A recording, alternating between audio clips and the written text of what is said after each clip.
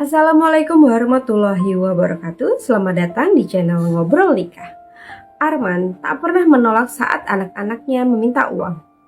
Saat saudara-saudaranya datang membawa berbagai alasan, ia juga selalu membantu. Semua orang mengira hartanya pasti akan habis suatu hari nanti. Namun, ada satu rahasia yang tidak pernah diketahui oleh siapapun. Kekayaan Arman justru tak pernah berkurang sedikit pun. Mau tahu bagaimana kisah selengkapnya? Mari kita saksikan bersama-sama.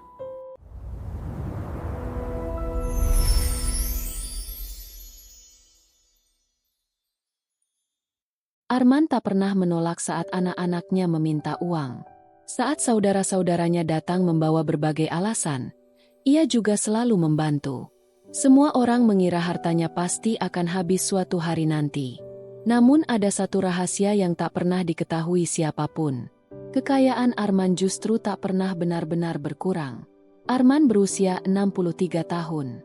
Rambutnya sudah dipenuhi uban, tetapi tubuhnya masih tegap. Setiap pagi ia tetap bangun sebelum matahari terbit, menyeduh kopi sendiri, lalu duduk di teras rumah sambil menikmati udara yang masih sejuk. Rumah yang ditempatinya terlihat sederhana. Dindingnya dicat putih tanpa banyak hiasan. Halamannya dipenuhi tanaman yang selalu ia rawat sendiri. Siapapun yang melihat rumah itu akan mengira Arman hanyalah pensiunan biasa yang hidup tenang di masa tuanya.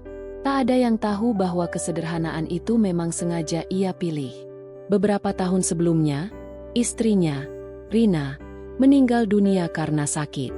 Sejak saat itu Arman tinggal seorang diri. Kedua anaknya sudah berkeluarga dan tinggal di kota yang berbeda. Anak sulungnya bernama Dimas. Ia bekerja sebagai karyawan swasta bersama istrinya, Siska. Sementara anak bungsunya, Rani, membuka usaha kecil bersama suaminya, Bayu. Awalnya Arman merasa hidupnya masih berjalan dengan baik. Ia menikmati masa pensiun tanpa banyak keinginan. Baginya, kebahagiaan terbesar adalah melihat anak-anaknya hidup berkecukupan. Namun keadaan perlahan berubah. Semuanya dimulai ketika Dimas datang suatu sore dengan wajah yang terlihat cemas. "Ayah, boleh aku pinjam uang? Mobilku rusak. Kalau tidak segera diperbaiki, aku tidak bisa bekerja." Arman tidak banyak bertanya. "Berapa yang kamu butuhkan?" 15 juta. Arman langsung mengangguk. "Besok ayah transfer." Wajah Dimas langsung berubah lega. "Terima kasih, ya. Nanti kalau ada rezeki pasti aku ganti." Arman hanya tersenyum. Baginya, membantu anak sendiri bukanlah beban. Beberapa minggu kemudian, giliran Rani yang datang. Kali ini alasannya untuk menambah modal usaha. Arman kembali membantu tanpa berpikir panjang. Ia tidak pernah meminta bukti. Tidak pernah membuat perjanjian. Ia percaya kepada anak-anaknya. Sejak saat itu, permintaan demi permintaan mulai berdatangan. Kadang Dimas membutuhkan biaya sekolah anaknya. Sebulan kemudian Rani mengaku usahanya sedang sepi. Lalu Bayu ingin mengganti motor. Siska ingin merenovasi dapur. Semuanya terdengar masuk akal. Setiap kali ada yang datang, Arman selalu membuka tabungannya. Tidak pernah sekalipun ia berkata tidak. Di mata keluarganya, Arman adalah sosok ayah yang selalu bisa diandalkan. Namun tanpa mereka sadari, kebiasaan meminta itu perlahan berubah menjadi ketergantungan. Tak hanya anak-anaknya, kabar bahwa Arman selalu murah hati rupanya mulai menyebar ke keluarga besar. Suatu siang, adik kandungnya, Hasan, datang membawa map berisi beberapa lembar kertas. "Men, anakku diterima kuliah. Aku kekurangan biaya daftar ulang." Arman membaca sekilas isi map itu. "Lalu berapa yang kurang?" 20 juta. Hasan menundukkan kepala seolah merasa tidak enak. "Aku tahu jumlahnya besar. Kalau memang tidak bisa, tidak apa-apa." Arman tersenyum tipis. "Anakmu harus tetap kuliah. Besok uangnya aku kirim." Hasan berkali-kali mengucapkan terima kasih sebelum pulang. Beberapa hari setelah itu, sepupunya datang. Seminggu kemudian, keponakannya, lalu iparnya. Alasannya selalu berbeda.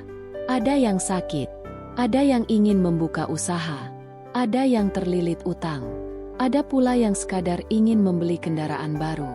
Anehnya, hampir tidak ada satupun yang benar-benar mengembalikan uang itu. Arman menyadarinya, namun ia memilih diam. Bukan karena tidak peduli, melainkan karena ia selalu percaya bahwa rezeki akan kembali kepada orang yang suka berbagi. Suatu malam, saat sedang merapikan beberapa dokumen di ruang kerja kecilnya, Arman membuka sebuah buku catatan tua. Di sana tercatat rapi setiap uang yang pernah ia keluarkan selama bertahun-tahun. Nominalnya membuat siapapun akan terkejut. Jumlahnya sudah mencapai miliaran rupiah. Arman menghela napas pelan. Bukan karena menyesal. Ia hanya mulai bertanya dalam hati. Apakah semua orang yang datang benar-benar membutuhkan bantuannya? Atau mereka hanya memanfaatkan kebaikannya? Belum sempat ia menemukan jawabannya. Ponselnya kembali berdering. Nama Dimas muncul di layar. Arman mengangkat panggilan itu. "Yah, besok aku mau mampir. Ada yang ingin aku bicarakan."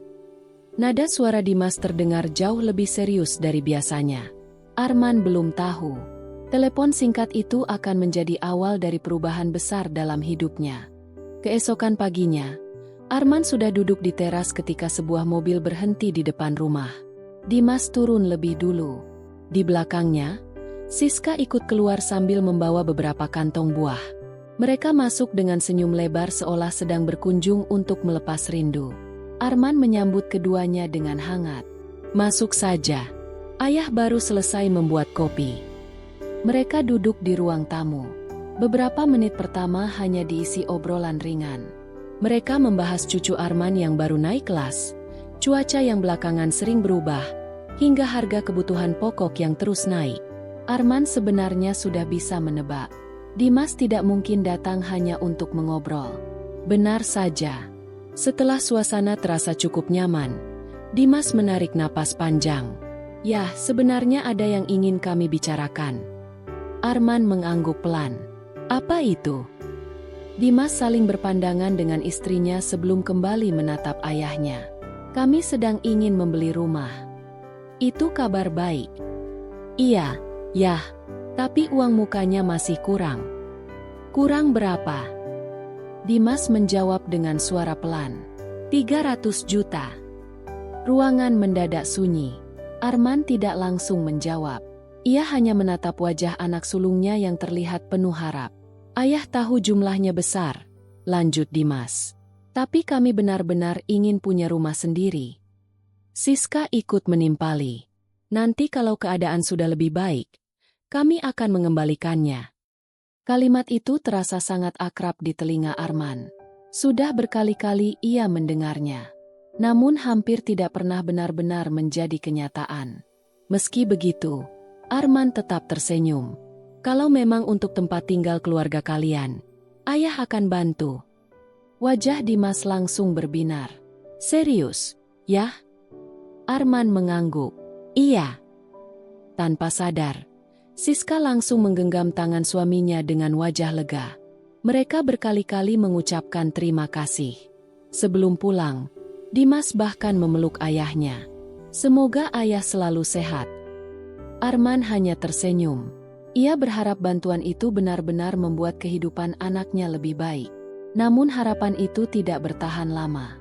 2 hari kemudian, ponselnya kembali berbunyi. Kali ini Rani yang menelepon. "Ayah sedang di rumah." "Iya. Aku mau mampir sebentar." Siang itu Rani datang bersama suaminya, Bayu. Raut wajah mereka terlihat murung. Begitu duduk, Bayu langsung membuka pembicaraan. "Yah, usaha kami lagi sulit." Arman mendengarkan tanpa menyela. "Pemasukan turun terus. Kalau tidak ada tambahan modal, kami takut harus tutup." Arman menatap mereka bergantian. "Berapa yang dibutuhkan?" 50 juta. Jawaban itu keluar begitu cepat. Seolah nominal itu sudah dipersiapkan sejak berangkat dari rumah. Arman kembali membuka buku tabungannya. Tak lama kemudian ia berkata pelan, "Nanti ayah transfer." Bayu tersenyum lebar. "Terima kasih banyak, yah." Rani juga ikut tersenyum lega. Tak satu pun dari mereka bertanya apakah ayahnya masih memiliki cukup uang. Tak ada yang bertanya apakah selama ini Arman juga mempunyai kebutuhan. Mereka hanya menerima bantuan itu sebagai sesuatu yang wajar. Hari-hari berikutnya tidak jauh berbeda. Telepon terus berdatangan. Pesan singkat memenuhi layar ponselnya. Ada keponakan yang ingin melanjutkan kuliah. Ada sepupu yang membutuhkan biaya berobat. Ada ipar yang mengaku terlilit utang. Bahkan seorang kerabat jauh yang sudah bertahun-tahun tidak pernah berkunjung, tiba-tiba datang sambil membawa proposal usaha. Semua merasa Arman adalah jawaban atas masalah mereka. Semua yakin pintu rumah itu tidak pernah tertutup. Suatu sore, Arman pergi ke pasar tradisional untuk membeli sayuran. Saat sedang memilih tomat, tanpa sengaja ia mendengar dua orang perempuan sedang berbincang. Itu Pak Arman, kan? Iya. Kasihan juga sebenarnya. Kasihan kenapa? Dengar-dengar tabungannya sudah banyak berkurang gara-gara terus membantu keluarganya. Perempuan satunya mengangguk. Kalau aku jadi beliau, jadi Pak Arman, mungkin sudah lama berhenti memberi. Arman hanya tersenyum tipis. Ia tidak menoleh. Ia menyelesaikan belanjanya seperti biasa lalu pulang. Ucapan itu terus terngiang sepanjang perjalanan. Berarti bukan hanya keluarganya. Orang-orang di sekitar pun mulai menganggap dirinya sedang menuju masa sulit. Malam harinya, Arman kembali masuk ruang kerja kecil yang selama ini tidak pernah dimasuki siapapun. Ia membuka sebuah laci kayu tua. Di dalamnya terdapat beberapa map berwarna coklat. Setelah memastikan pintu terkunci, ia mengambil satu map paling bawah.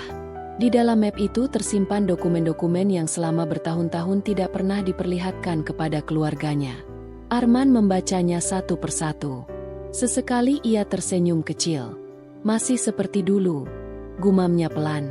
Tak lama kemudian, ia memasukkan kembali semua dokumen itu ke dalam laci dan menguncinya rapat. Tak seorang pun di rumah itu tahu.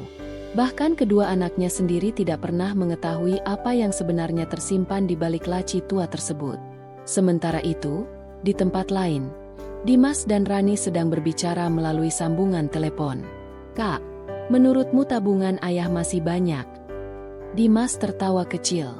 "Entahlah, tapi selama ini setiap kita minta, selalu ada. Berarti masih aman." "Iya.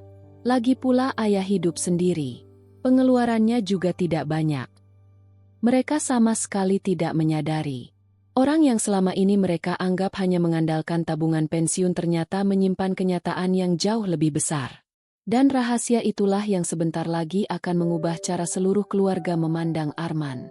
Sejak hari itu, Arman mulai memperhatikan sesuatu yang selama ini luput dari perhatiannya. Anak-anaknya memang masih sering datang. Namun topik pembicaraan mereka hampir selalu berakhir pada uang. Tidak lagi sekadar bertanya tentang kesehatan. Tidak lagi benar-benar ingin menemani ayahnya. Setiap pertemuan selalu disertai kebutuhan baru. Suatu minggu siang, Dimas mengajak seluruh keluarga berkumpul di rumah Arman. Alasannya sederhana. Ia ingin makan siang bersama. Arman merasa senang. Sudah lama rumahnya tidak seramai itu. Suara cucu-cucunya memenuhi ruang tamu. Mereka berlari ke sana kemari sambil tertawa. Pemandangan itu membuat Arman teringat masa ketika kedua anaknya masih kecil. Ia tersenyum sendiri. Namun kebahagiaan itu tidak berlangsung lama. Saat anak-anak sedang bermain di halaman, orang-orang dewasa berkumpul di ruang makan. Obrolan yang awalnya santai perlahan berubah arah. Bayu memulai pembicaraan. "Rumah ayah ini sekarang harganya pasti sudah mahal." Dimas mengangguk. "Iya, daerah sini berkembang cepat." Siska ikut menambahkan. "Kalau dijual sekarang mungkin laku beberapa miliar." Arman yang sedang menuangkan teh hanya diam. Ia pura-pura tidak terlalu memperhatikan. Rani kemudian berkata pelan. "Tapi ayah pasti tidak akan menjual rumah ini. Sayang juga kalau dibiarkan begitu saja," sahut Bayu. "Rumah sebesar ini ditempati sendirian." Semua kembali tertawa kecil. Hanya Arman yang memilih diam. Beberapa menit kemudian, Dimas menatap ayahnya. "Ya, Iya. Ayah pernah kepikiran membagi warisan belum? Sendok di tangan Arman berhenti sejenak. Ia mengangkat wajahnya perlahan. Kenapa tiba-tiba bertanya begitu? Dimas tampak sedikit gugup. Enggak ada apa-apa. Cuma berpikir saja. Soalnya kalau semuanya sudah jelas dari sekarang, nanti tidak akan ada masalah. Rani mengangguk setuju. Iya, yah. Banyak keluarga bertengkar gara-gara warisan. Arman menarik napas pelan. Warisan itu urusan nanti. Tapi tidak ada salahnya dibicarakan dari sekarang. Kalimat itu keluar dari mulut Siska. Arman hanya tersenyum tipis. Selama ayah masih sehat, ayah belum ingin membahas itu. Suasana mendadak berubah canggung. Tak ada lagi yang melanjutkan pembicaraan. Masing-masing kembali sibuk dengan makanannya. Namun sejak saat itu, Arman mulai memahami sesuatu. Anak-anaknya ternyata sudah memikirkan apa yang akan mereka dapatkan setelah dirinya tiada. Malam harinya, ketika semua tamu sudah pulang, Arman duduk sendirian di ruang tamu. Matanya tertuju pada foto mendiang istrinya. Rina, seandainya kamu masih ada, mungkin semuanya akan berbeda. Ia mengusap bingkai foto itu perlahan. Selama ini ia selalu percaya bahwa keluarganya datang karena kasih sayang. Kini ia mulai bertanya-tanya, apakah mereka datang karena dirinya? Atau karena apa yang mereka kira masih dimilikinya?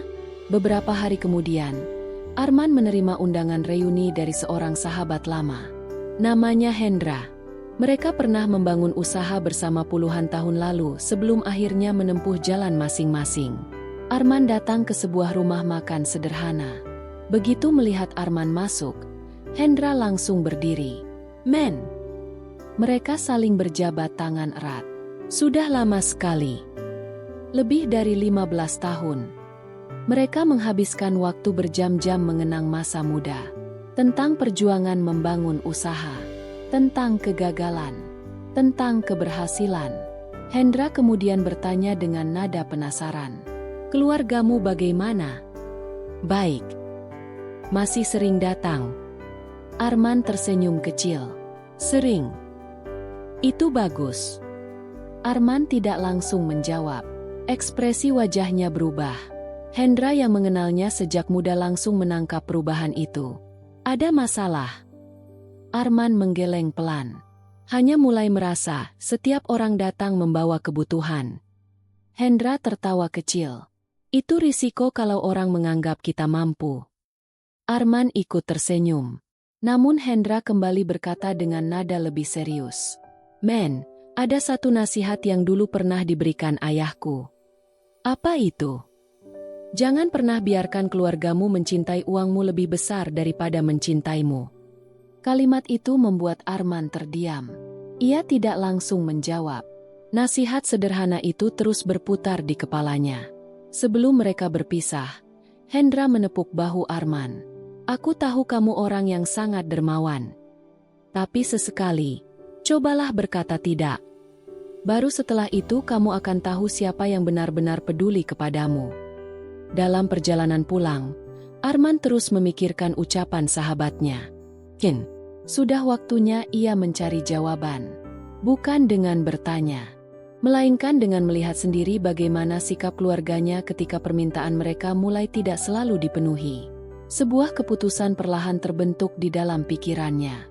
Keputusan yang akan menjadi ujian terbesar bagi anak-anak dan seluruh keluarganya. Namun mereka sama sekali tidak menyadari bahwa ujian itu akan segera dimulai. Nasihat Hendra terus terngiang di kepala Arman.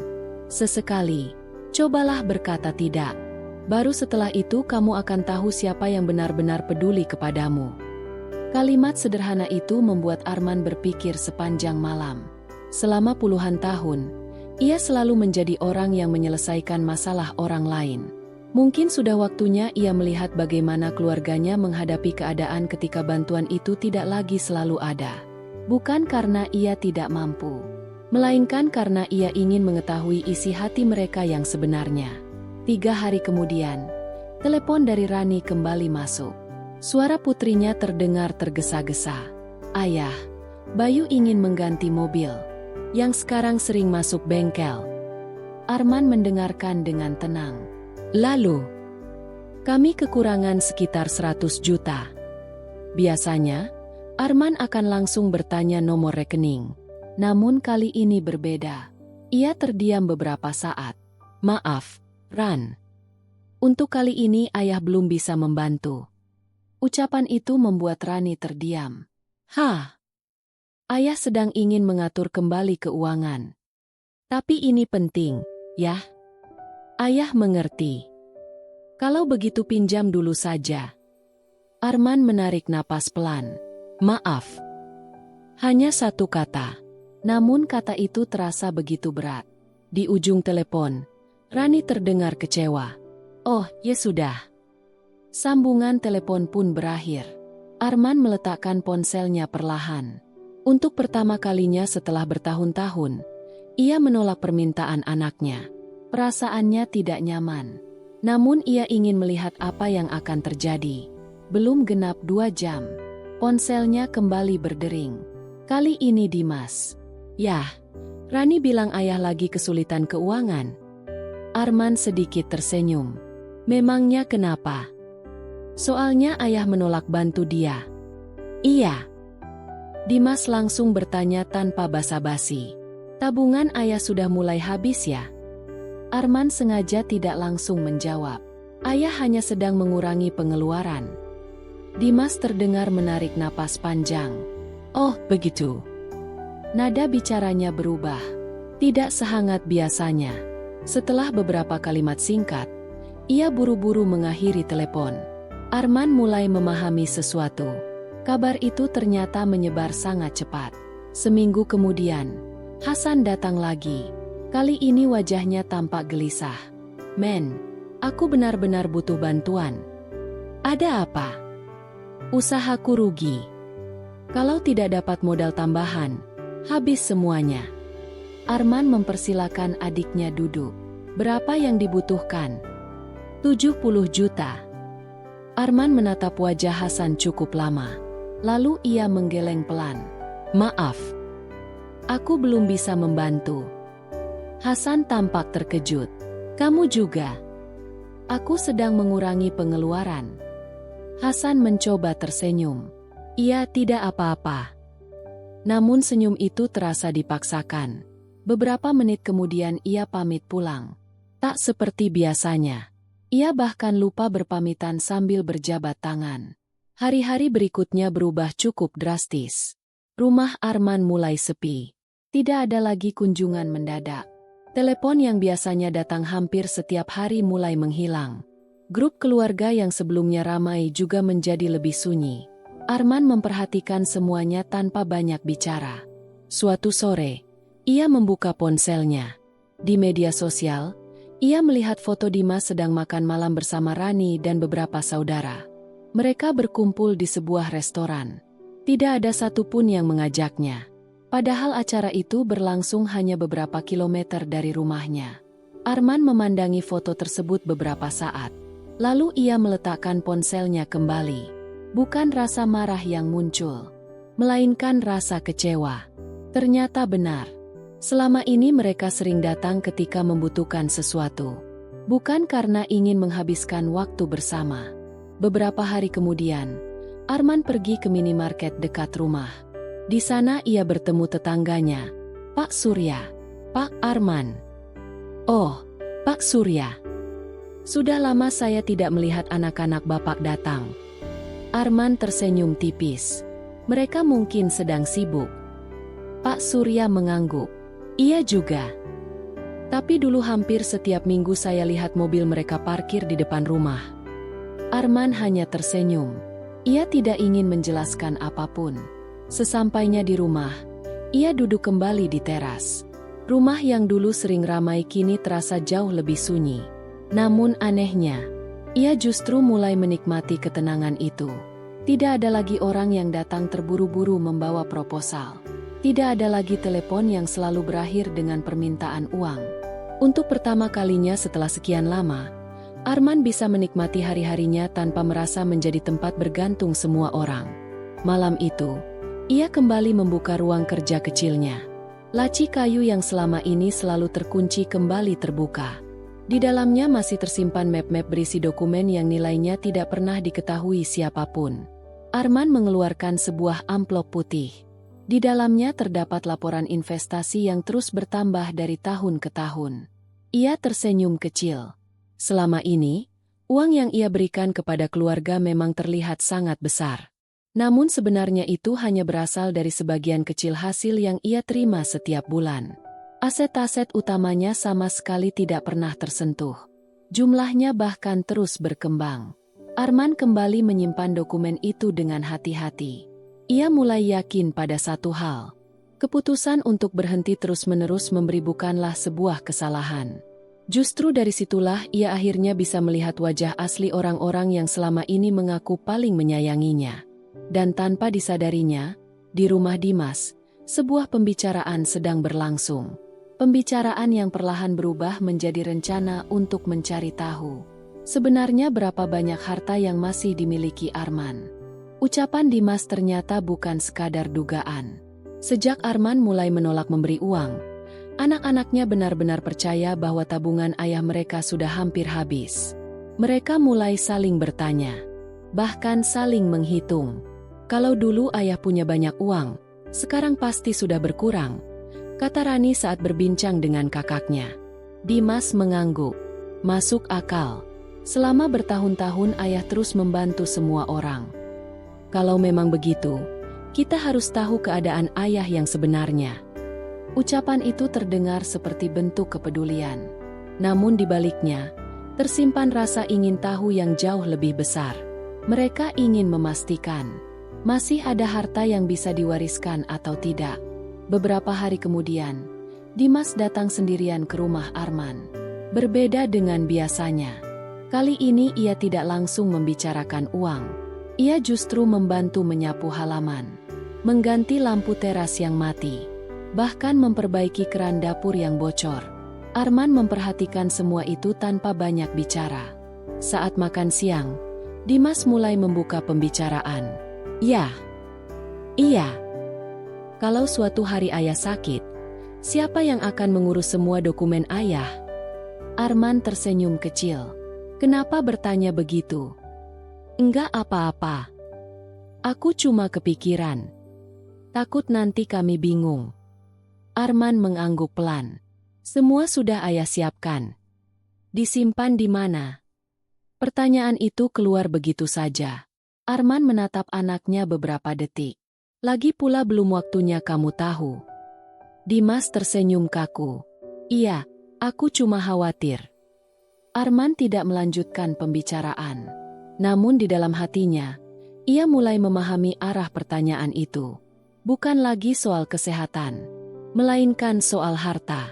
Sore harinya, setelah Dimas pulang, Arman masuk ke ruang kerja. Ia membuka laci yang selama ini selalu terkunci. Di dalamnya tersimpan beberapa map. Ada sertifikat tanah, dokumen investasi, laporan kepemilikan saham, kontrak penyewaan beberapa ruko, dan sebuah buku kecil berisi catatan aset yang terus diperbarui setiap tahun. Arman duduk cukup lama sambil membaca satu persatu. Semuanya masih utuh, bahkan nilainya terus bertambah. Bertahun-tahun lalu, ketika usahanya sedang berada di puncak, Arman sudah mengambil keputusan yang berbeda dari kebanyakan orang. Ia tidak menghabiskan keuntungan untuk hidup mewah. Ia membeli tanah di berbagai kota, membeli ruko yang kemudian disewakan, menanam modal di beberapa perusahaan yang terus berkembang. Semua aset itu dikelola oleh sebuah perusahaan manajemen keuangan yang sudah bekerja sama dengannya lebih dari 20 tahun. Setiap bulan, hasilnya selalu masuk ke rekening yang berbeda. Rekening itulah yang tidak pernah diketahui keluarganya. Sementara rekening yang sering digunakan sehari-hari memang perlahan berkurang, karena terus dipakai membantu orang lain. Itulah sebabnya semua orang mengira kekayaan Arman hampir habis. Padahal yang berkurang hanyalah satu ember kecil. Sedangkan sumber airnya terus mengalir tanpa henti. Arman tersenyum sendiri. Bukan karena bangga, melainkan karena istrinya dulu pernah berpesan, kalau suatu hari semua orang hanya melihat uangmu, jangan buru-buru menunjukkan semuanya. Pesan itu kini terasa semakin berarti. Keesokan harinya, Arman mendapat telepon dari seorang pria bernama Adrian. Ia adalah konsultan keuangan yang selama ini mengelola sebagian besar aset Arman. "Selamat siang, Pak Arman." "Siang. Saya ingin memberi kabar." "Apa ada masalah?" "Bukan masalah. Beberapa investasi Bapak baru saja memberikan hasil yang cukup besar." Arman mendengarkan dengan tenang. "Silakan seperti biasa. Masukkan ke portofolio yang sama." "Baik, Pak. Kalau begitu kami lanjutkan pembelian aset sesuai rencana." "Silakan." Percakapan itu hanya berlangsung beberapa menit. Namun nilai yang mereka bicarakan mencapai miliaran rupiah. Setelah telepon ditutup, Arman kembali menyiram tanaman di halaman rumah. Tetangganya yang lewat hanya melihat seorang pensiunan sederhana.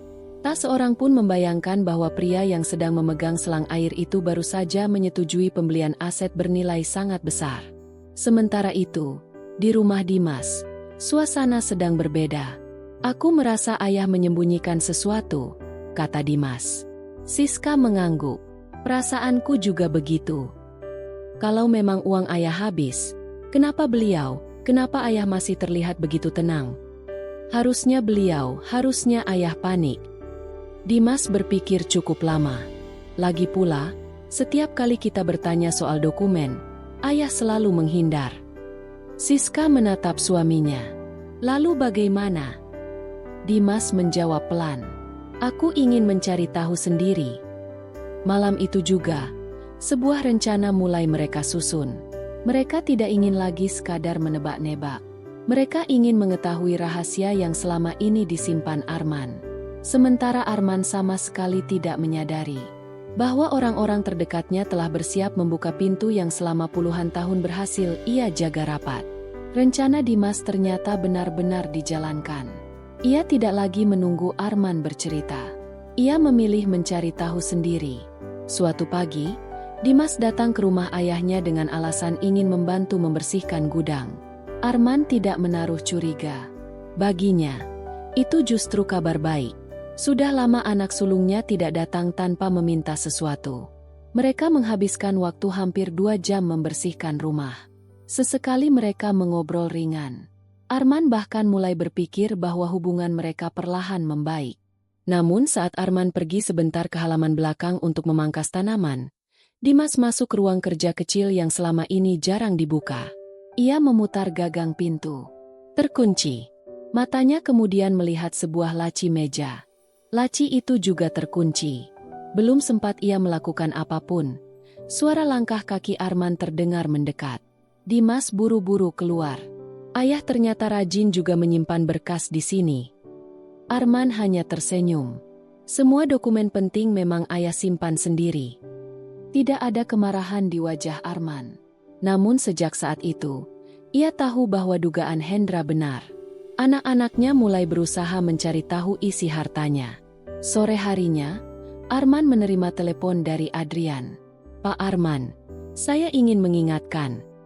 Minggu depan ada penandatanganan pembelian gedung baru." "Baik. Apakah Bapak tetap hadir?" "Iya." Seperti biasa. Percakapan itu terdengar biasa. Namun tanpa sengaja, Dimas yang belum benar-benar meninggalkan halaman rumah mendengar sebagian isi pembicaraan. Ia tidak mendengar semuanya. Hanya beberapa kalimat. Pembelian gedung. Penandatanganan. Tetap hadir. Dimas berhenti melangkah. Wajahnya berubah bingung. "Ayah mau beli gedung." Ia langsung menggeleng. Mungkin aku salah dengar." Namun rasa penasarannya justru semakin besar. Beberapa hari kemudian, Arman pergi ke sebuah gedung perkantoran. Ia mengenakan kemeja sederhana seperti biasa. Tidak ada pengawal. Tidak ada mobil mewah. Ia datang menggunakan mobil lamanya yang sudah berusia belasan tahun. Begitu memasuki ruang rapat, beberapa orang langsung berdiri menyambutnya. "Selamat pagi, Pak Arman." "Selamat pagi." Di atas meja telah tersusun berbagai dokumen. Adrian mulai menjelaskan. Semua proses akuisisi sudah selesai. Tinggal tanda tangan Bapak. Arman membaca setiap lembar dokumen dengan teliti. Setelah memastikan semuanya sesuai, ia mengambil pena. Dalam hitungan menit, sebuah transaksi bernilai puluhan miliar rupiah resmi selesai. Bagi Arman, itu hanyalah salah satu investasi. Tidak lebih. Ia kemudian berpamitan dan pulang seperti tidak terjadi apa-apa. Di sisi lain, Dimas masih belum bisa menghilangkan rasa curiganya. Ia akhirnya memutuskan mengikuti mobil ayahnya pada suatu pagi.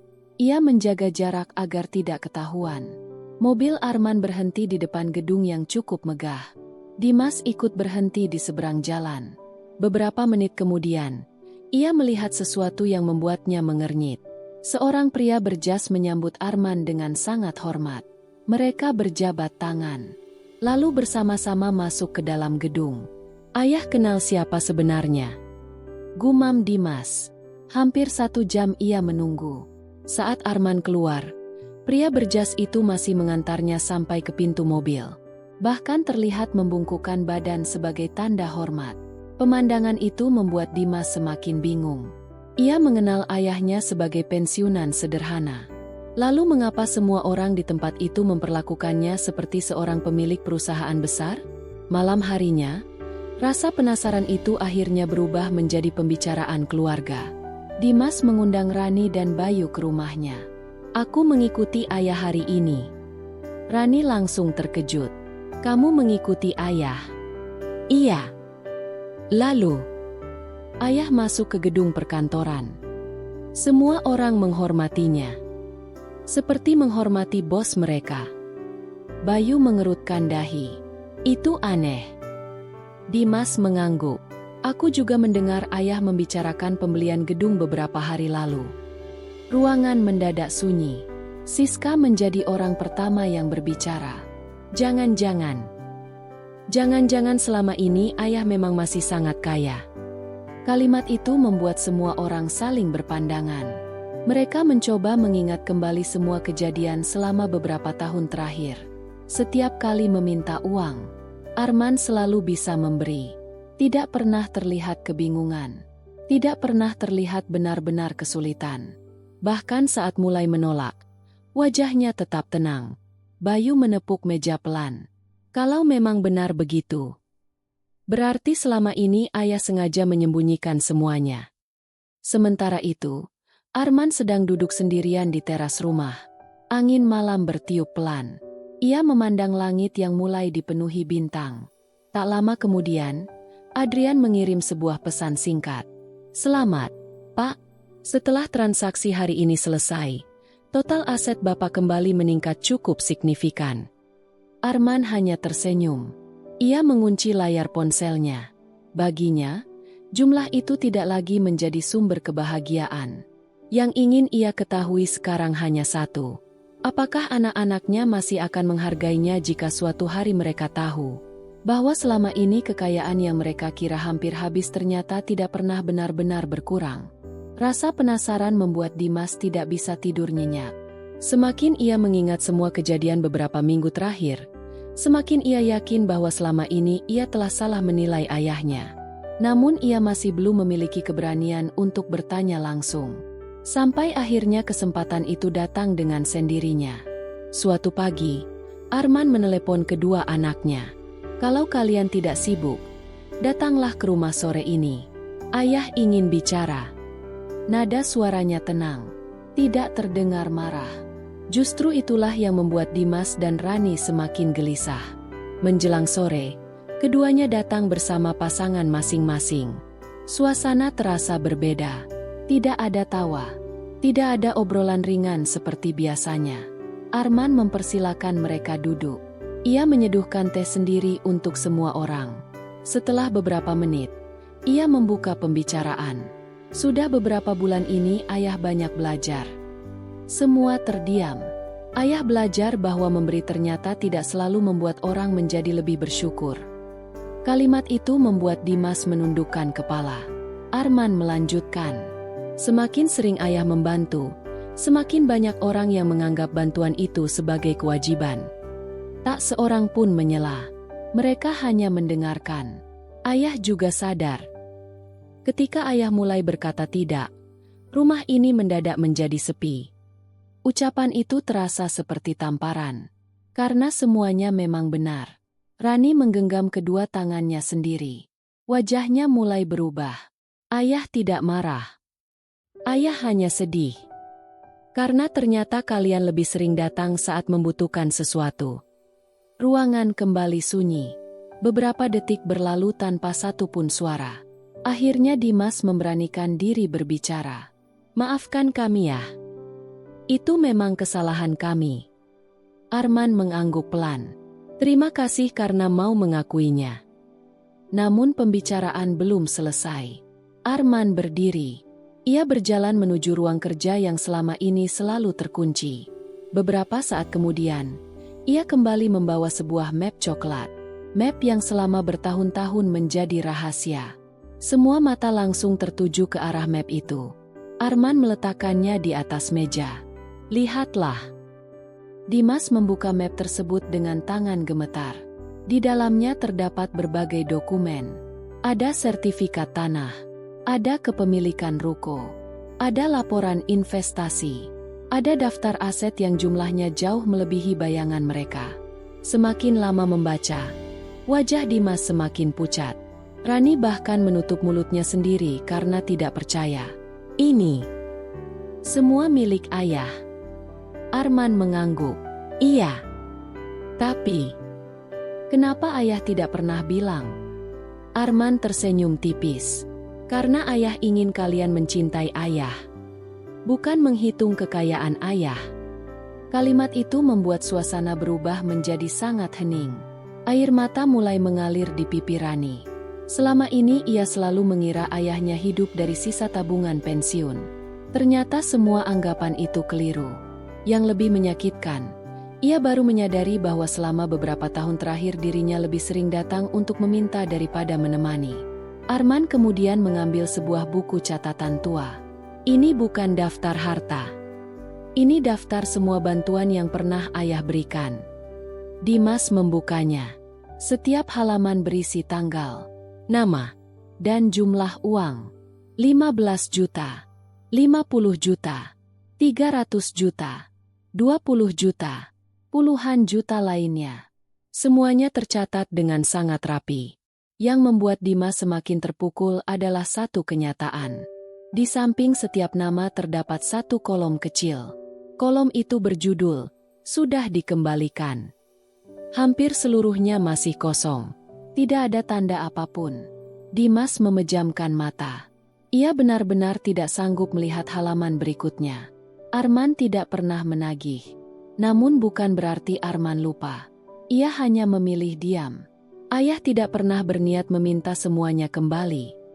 Tapi ayah ingin kalian tahu. Setiap rupiah yang ayah berikan adalah hasil kerja keras selama puluhan tahun. Bukan uang yang datang begitu saja. Air mata Rani kini tidak lagi bisa ditahan. Ia berpindah duduk lebih dekat kepada ayahnya. Maafkan Rani. Yah, aku terlalu sering datang membawa masalah. Jarang datang hanya untuk menemani ayah. Arman mengusap kepala putrinya dengan lembut. Yang sudah berlalu biarlah menjadi pelajaran. Dimas ikut berdiri. Dengan mata berkaca-kaca, ia memeluk ayahnya. Maafkan aku.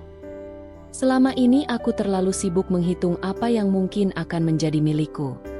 Padahal aku lupa. Ayah masih ada di depan kami. Arman membalas pelukan itu. Untuk pertama kalinya setelah sekian lama, ia merasakan pelukan yang tidak disertai permintaan apapun. Hanya penyesalan dan rasa sayang yang akhirnya kembali muncul. Namun Arman masih menyimpan satu keputusan terakhir. Keputusan yang akan menentukan bagaimana masa depan seluruh keluarganya.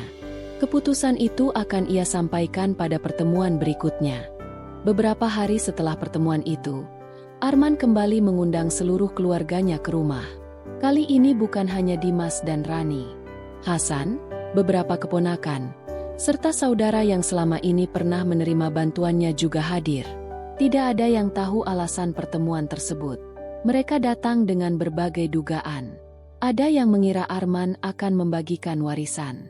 Ada yang menduga ia akan mengumumkan pembagian aset. Suasana ruang tamu dipenuhi rasa penasaran. Arman berdiri di depan mereka dengan wajah tenang. Aku mengundang kalian bukan untuk membahas siapa yang akan mendapatkan hartaku. Semua langsung saling berpandangan.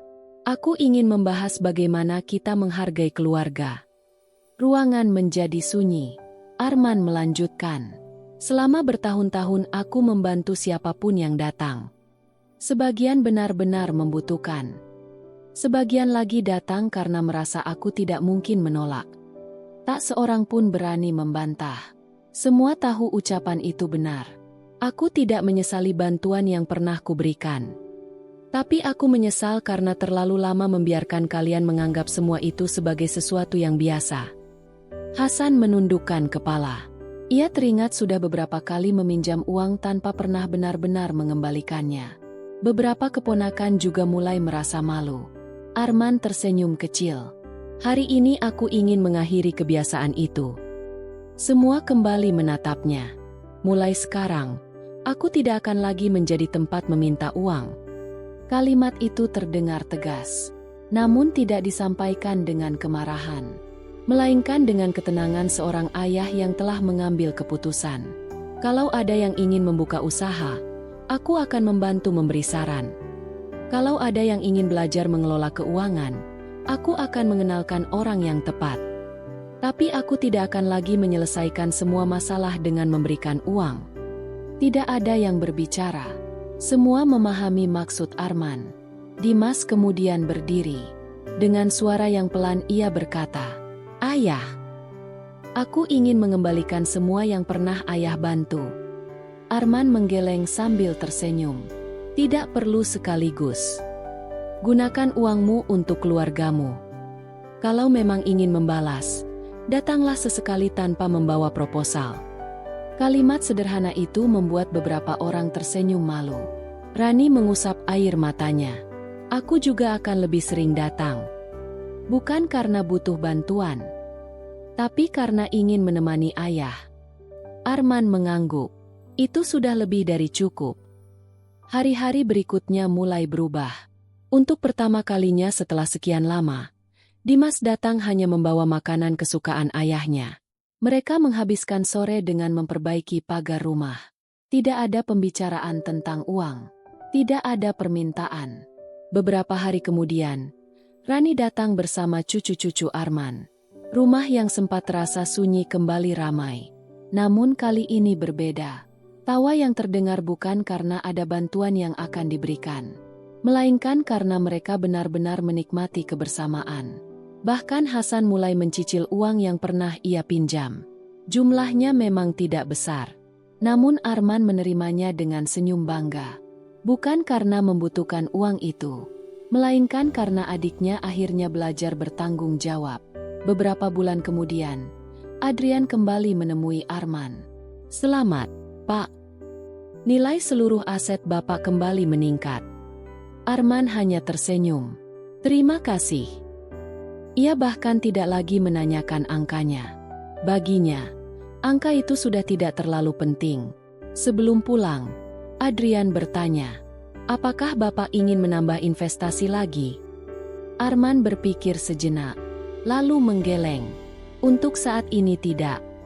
Saya justru ingin mulai menggunakan sebagian hasilnya untuk hal yang lebih bermanfaat." "Seperti apa, Pak?"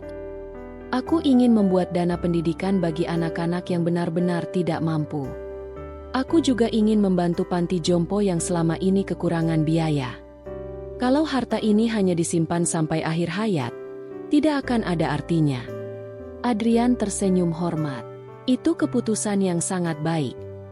Sore itu, Arman kembali duduk di teras rumah, tempat yang selalu menjadi saksi perjalanan hidupnya. Di sampingnya terdapat foto mendiang Rina. Arman memandang foto itu sambil tersenyum. Sepertinya semuanya sudah membaik. Angin sore bertiup lembut. Tak lama kemudian, suara tawa cucu-cucunya terdengar dari halaman. Dimas sedang memanggang jagung. Rani membantu menyiapkan minuman. Hasan ikut memperbaiki kursi kayu yang mulai rusak. Tidak ada yang membicarakan warisan. Tidak ada yang menghitung aset. Yang mereka nikmati hanyalah kebersamaan. Arman menyadari satu hal. Selama ini orang-orang mengira kekayaannya tidak pernah habis karena jumlah hartanya yang sangat besar. Padahal rahasia sebenarnya bukan hanya itu. Kekayaannya tetap terasa cukup karena ia belajar membedakan antara membantu dengan memanjakan. Ia juga belajar bahwa kasih sayang tidak boleh dibangun di atas ketergantungan. Sebab keluarga yang baik bukanlah keluarga yang selalu menerima, melainkan keluarga yang saling menjaga, saling menghormati, dan hadir bahkan ketika tidak ada uang yang bisa dibagikan. Sejak hari itu, Arman tidak pernah lagi takut hartanya akan habis. Karena kekayaan terbesar yang akhirnya ia miliki bukanlah tanah, gedung, atau investasi, melainkan keluarga yang perlahan kembali belajar mencintainya sebagai seorang ayah, bukan sebagai tempat meminta.